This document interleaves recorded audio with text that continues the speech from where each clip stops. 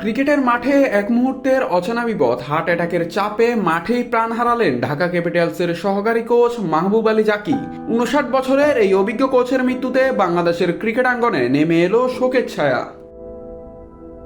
শনিবার বিপিএলের 12তম আসরের দ্বিতীয় দিনে সিলেট আন্তর্জাতিক ক্রিকেট স্টেডিয়ামে ঢাকা ক্যাপিটালসের প্রথম ম্যাচের আগে মাঠে উপস্থিত হন কোচ জাকি। সকাল থেকে খেলোয়াড়দের সঙ্গে ছিলেন তিনি।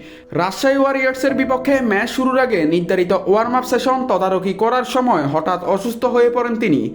তাৎক্ষণিক সিপিআর ও দ্রুত হাসপাতালে নেওয়া হলেও পথেই থেমে যায় তার হৃদস্পন্দন। মাহবুব আলী জাকি ছিলেন বাংলাদেশ দলের সাবেক পেসার। ক্রিকেট কেরিয়ার শেষে তিনি ঘরোয়া এবং আন্তর্জাতিক পর্যায়ে বিশেষজ্ঞ বোলিং কোচ হিসেবে কাজ করেছেন। মাশরাফি ও তাসকিন আহমেদের সঙ্গে তার কোচিং স্মরণীয়। 2016 সালে তাসকিন আহমেদের বোলিং প্রশ্নবিদ্ধ হলে জাকির অধীনে অ্যাকশন শুধরানোর কাজ করেছিলেন তিনি। 2020 সালের অনূর্ধ্ব-19 বিশ্বকাপ জয়ী বাংলাদেশ দলের কোচিং প্যানেলেও ছিলেন তিনি। মাহবুব আলী জাকি বাংলাদেশ ক্রিকেটের একজন সুমহান কোচ। তার অবদান চিরকাল স্মরণীয় হয়ে থাকবে।